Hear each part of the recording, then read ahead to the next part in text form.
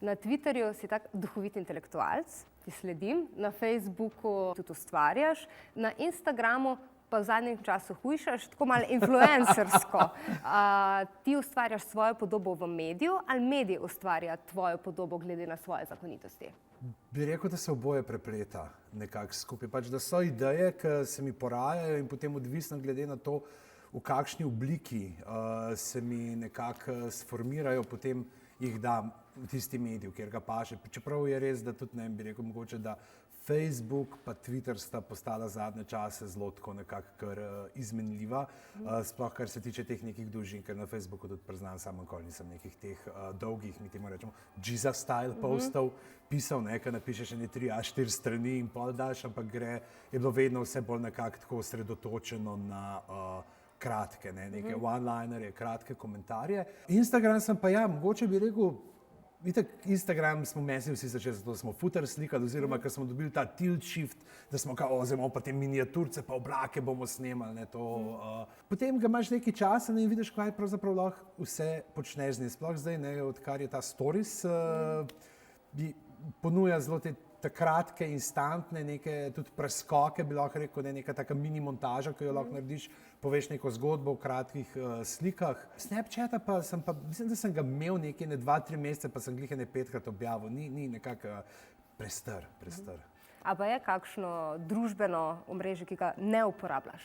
Poleg Snapchata, ki si zdaj prestar. Ja, MySpace sem tudi, kar nehal. Čeprav sem zadnjič nekaj, ki smo se norca delali, ki smo podrobnosti snemali, pa MySpace sem šel preveriti in je še neka moja prastara stran gor, kjer sem neki. Ampak se tako pogledal, razlika dejansko, koliko je star, tam so bili še komadi gor. Tam je dejansko bil še tak zelo glasbeno, repersko oblikovan profil, medtem ko zdaj sem pa čist nekih drugih vodah.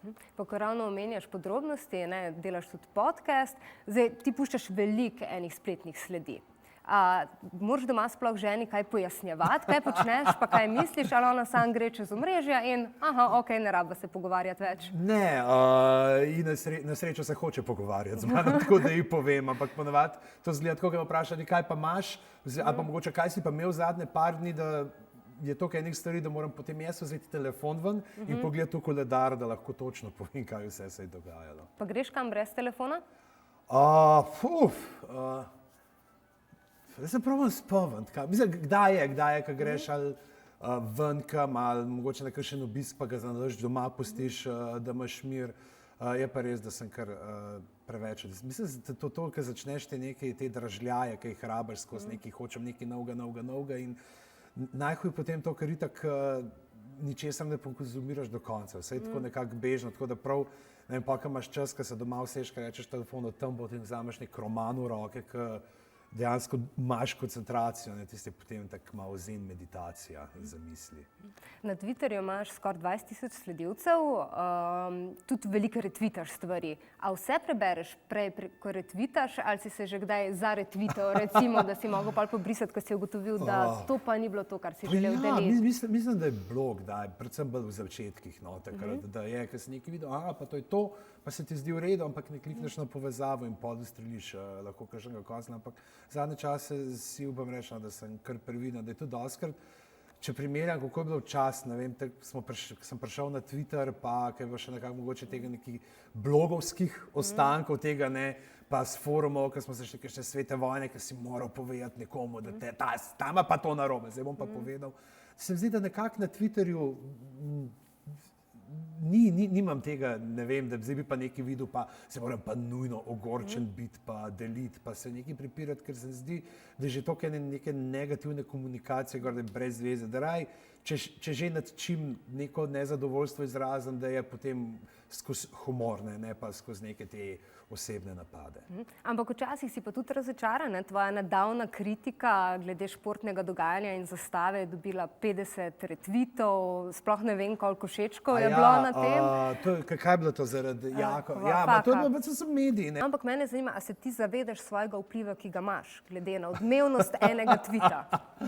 To se tako, ne vem, ne bi rekel, da se tako pogosto zgodijo te odmevni tviti, ampak ravno zaradi tega nekako čutim odgovornost, da mogoče tudi daj pri kakšnem humorju, ki mi kakšna ideja pride pravzaprav nekako pogledam, kakšen je podtekst te šale, a je to obstaja nevarnost, da bi bila kdaj mogoče napačno razumljena, ker najbolj bizarno bi po svoje tako gledati, ko daš eno šalo, ne vem, v neko smer, ne, in imaš enkrat to stari super in tweetajo, drugi, kaj je s tabo, kretin, potem nekak drugič o nekom drugem, ne, če govorim o politiki, te prvi, joj, pa ne moreš tega, pa drugi, to, bravo, ne, dajte se malo odločiti, ne. Pa se sekiraš zaradi tega? Mislim, da bi bilo tako, da se kdaj, ko sem kakšno šalo, pa ko sem videl, kdo je retweetal, sem si rekel, ojoj, meni bilo tega treba. Zakaj mi moram bumbar to zdaj stisniti, ker se slučajno z nečim prekriva, ampak so tudi kakšne, tudi ko sem pa spravil na mene, ponavadi se mi ne da, moram biti res totalno zdolgočasen, da se mi da kaj nazaj odgovarjati. Ponavadi pustim, ker itak troli imajo, pač pravzaprav njih hraniš to pozornostjo in kaj jih nekako se ne zmeniš zanje, pa celo obupajo. A pa ti tudi koga potrolaš ali si v svojem bablu več ali manj? Pa ne, trola se, ne. Ampak ne vem, jaz sem še ta stara šola trolanja, stara šola trolanja iz prejšnjega desetletja. Leta 2010. Ja, 2006. Pa te stvari, kjer se je pravzaprav nekako pa zdaj, a je spet to bi rekel, neko to trolanje v stilu, ki ga je Miha Artnak naredil. A veš, se pravi, da dejansko je trolanje za neke odzive, kjer narediš šalo, kjer narediš nekaj humornega, da se pa ljudje ali se tlesknejo po čelu, rečejo, dobro nas je na foro vrgel, ne pa to neko trolanje, kjer gre samo za neko iskanje nekih pretiranih odzivov s tem, da si še sam največji bumbar od vseh. Ampak ko so ravno pri Mihi, ti si delil v bistvu njegovo zgodbo z Bitcoin mestom. A si videl, na kateri spletni strani je, ali te je nahecal, da je Guardian? Ne, videl sem in dejansko, ker so mi ljudje neki tako pisali, stari, kaj pa to Guardian objavlja? Kje imaš Guardian tle? Tebe pa ni nikoli še noben nahecal? So me. Sam zdaj, da bi tuhtal, kaj je bilo, verjetno že nekaj v preteklosti, pa moj luk ne spomin ne bi, ampak sem tudi že kdaj tako padeš, ampak ravno zaradi tega, ker kdaj padeš, se potem naučiš preverjati. Ne vem, pa veš, da so neki viri, ki jim zaupaš, zabrav, da imaš. Ker meni se zdi najhuj to, zdaj pa, ko imaš te neki ljudi, ki reče, morate biti pozorni na fake news, pa bomo zdaj mi vmes le nekaj objavil, pa je nepreverjeno, koliko ste kreteni, padli ste. Ne, pač sam pokazal si, da nisi kredibilen vir s tem. Tako da najhuj bi bilo to, da se sprijaznimo s tem, da moraš vsako stvar preverjati, zato ker nobenemu viru več ne moreš zaupati. To je pa konec, pa sploh brez veze, da se gremo neko deljenje informacij, gremo nazaj na klinopis, pa ki se mu bo dal, noto tablico, naklesati, veš, da a gre za resnično novico, ali ima pa res toliko preveč časa, da mu rečeš, bravo, mojster, za to trolanje si spavzel nekaj več, kot samo 2 sekunde, da si natipkal 4 nepovezane slovnično nepravilne besede. Kje potem ti spremljaš novice? A jih spremljaš na družbenih omrežjih, a jih spremljaš pri drugih časopisih oziroma drugih spletnih virih in jih od tam deliš? Mešano je. Pač nekaj imam, itak sledim na Twitterju določenim medijskim hišam, ki me zanimajo. Potem pa itak greš še ponavadi, ko odklikaš potem na tisto spletno stran od medija, pa še malo preveriš, kaj se kaj drugega dogaja, pa Reddit, to je tak lušten agregat, ker si vzameš čas, pa malo pogledaš, pa malo rečeš, koliko je pa lušten tale kužek, pa kako je pa temu tole v glavo odnesel, zakaj šel pa ta na let v teh čevljih. Nekaj zanimivega znanost, pa šport, ne vem, tako da imam neke te vire, za katere pa tako veš, da ne bi držali. A pa se kdaj filtraš na profilih, ki veš, da pripadajo tistim, s katerimi nisi somišljenik? Kdaj greš pogledat, sploh, ko veš, da te kdo omenja, ali pa, ko ti je kdo kakšno zabrus, pa greš malo pogledat, kaj napiše, ampak to je bolj tako že ta malo schadenfreude, ko si, tako, ko ljudje gledajo resničnostne šove, češ kao, koliko smo pa mi boljši od njih. Malo je pa ta tudi prometna nesreča efekt, ko vidiš, ne moreš stran, kako lahko to razmišljaš, ampak grem pogledat, ne da se mi pa pol, ne vem, neki prepira, ker se mi tak, ker vemo, koliko ljudi na internetu je že prepričali ljudi na internetu v nekaj, kar so bili prepričani prej. Verjetno pa gledajo tudi na tvoj profil, kdo z istega razloga.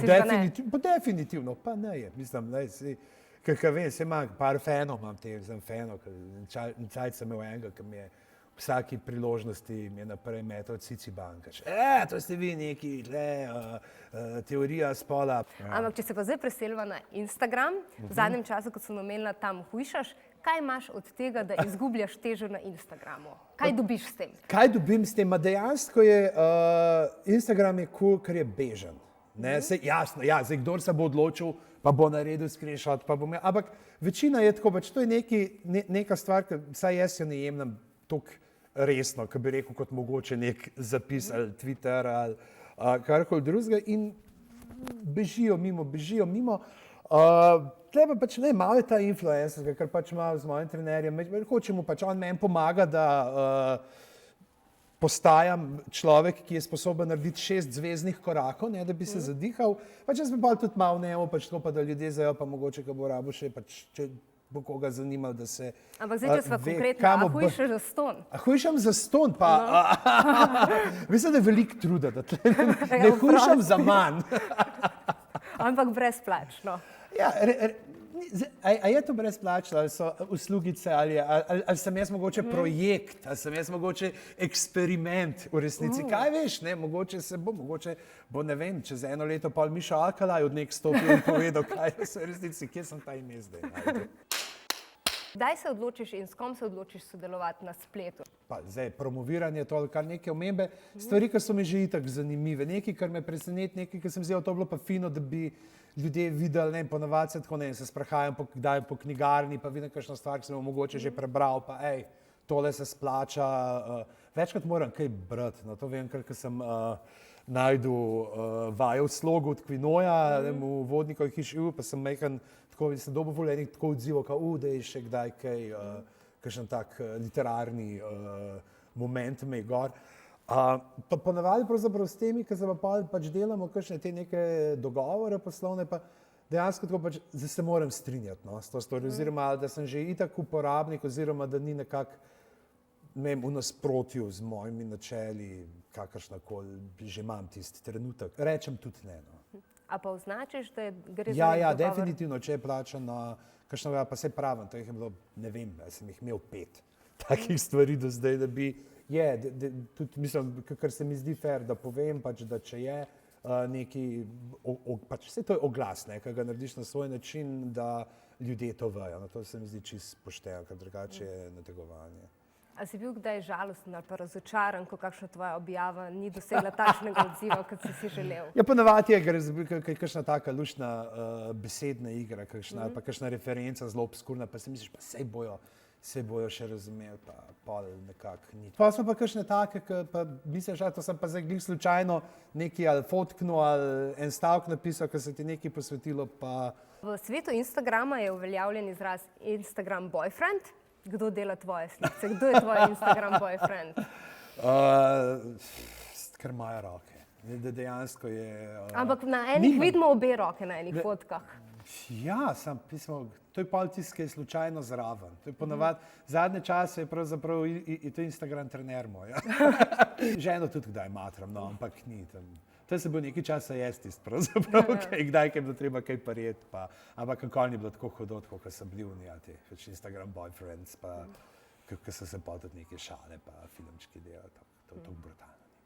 A pa greš kdaj na živce, da v bistvu fotografiraš stvari ali pa ne vem, tudi hrano recimo, ki si imel gor, da ni smela začeti jesti, dokler ti nisi pofotkal. Ja, ne, glede tega fotkanja hrane ima v kar pol, smo že izkoristili. Niti ni toliko problem to fotkanje, bil je problem kdaj, kot sem rekel prej to, ker rataš kar malo odvisen, pa kdaj čist pravzaprav nevede že vzameš, pa malo brskaš, tako da ljudje so okoli. Mislim, da kar je bilo iz mojega doma slikan, da se zmeraj, je sam krožnik, drugega se ne vidi, da če je kaj tazga, da dejansko ne probam, ne vem, nisem ta tip teh nekih, bi rekel, družabno mreženih ljudi, ki pa morajo zdaj, ne vem, vse, kar se okoli dogaja. Recimo, zelo probam nekako ločiti mejo te zasebnosti, se pravi, kaj se meni dogaja v okviru družine, recimo sploh otroka sploh ne objavljam na internetu, ker se mi zdi, ne vem, to je čisto posekno pravzaprav v njegovo intimo. Ne. Aljoša Harlamov pravi, da si ti mokre sanje vsakega urednika, zaradi tega, ker znaš zelo spromovirati svoje delo in tudi spletno uporabljaš pri tem družbena omrežja. Pa ti je bilo kdaj nerodno toliko tvoje vsebine, ker si zelo, zelo produktiven dajati na omrežja, veš, ta slovenska skromnost, da ne bomo, ali ti je bilo vedno kul. Če si nekaj naredil, kdo bo povedal, da si nekaj naredil, če ne sam.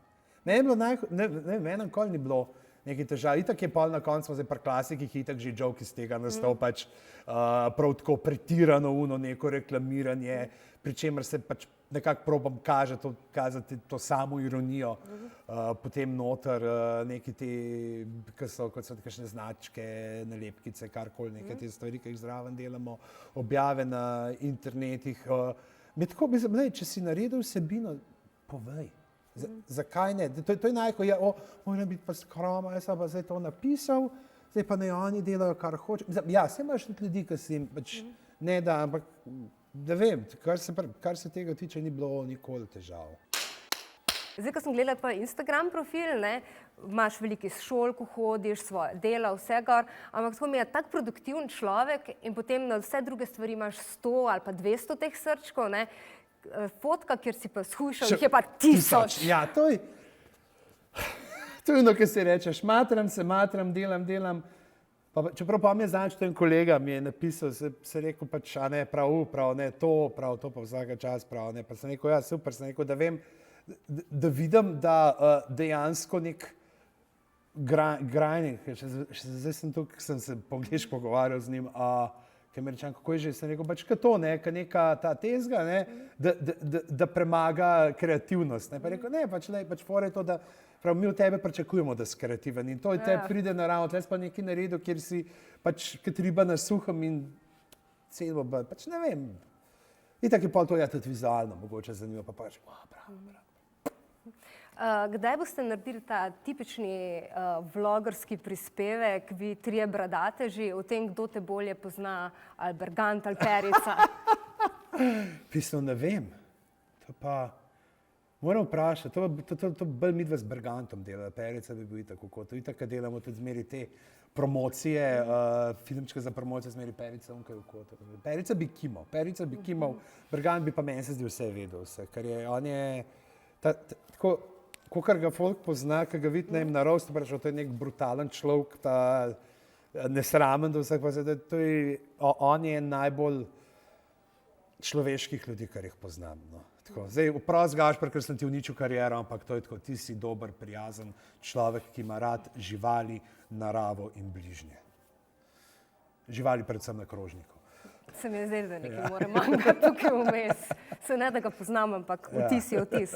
In zdaj smo v letu Cankarja. Na katerem družbenem omrežju bi bil Cankar, če bi bil zdaj med nami? Cankar je bil influencer, itak. Cankar, mislim, da gor na Instagramu predvsem bi bil tudi na Facebooku, čeprav on bi bil bolj Twitter, on je bolj Twitter že zaradi tega, ker tudi sam pravi, da on ne piše teh dolgih romanov, ker pač črtice. Ja, ne more preživeti pa s honorarjem, ne more si prvošati, da bi napisal 500 strani romana, pa da dobi isto honorarje, kot za 100, a veš pač. Ampak on je to, on je bil, če tako gledaš, on je imel na Rožniku, kjer je živel, on je imel zastonj tam sobo. Zakaj? Zato, ker so ljudje zaradi njega hodili gor na Rožnik. Oni so hodili gor, so ga gledali, kako ga ustvarja, jasno se prav tudi kaj pogovorili z njim, mogoče bodo kakšno kavo kupili, karkoli, ampak on je bil to, ta influencer.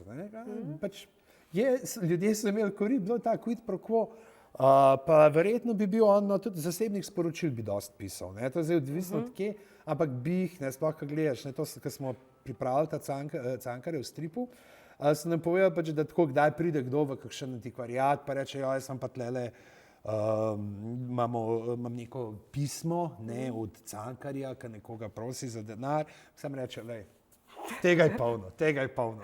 Prav, da Cankar, da se je preživljal s pisanjem, mislim, da polovice od tega je bilo izdane knjige, polovice od tega je bilo pa fehtanje. Se pravi je tak, kad ti influencer, dajte mi stvari, hočem nekaj delati. Pa malo te Denise Damiel, ona ima svojega bogatega sugar daddyja, on je imel pa sugar mame, mecenke. Ja, predstavljam si, ima majico, ki ima tako, veš, kupi kavo ali pa kaj taska. Recimo, najlepša hvala za ta pogovor. Ni za kaj.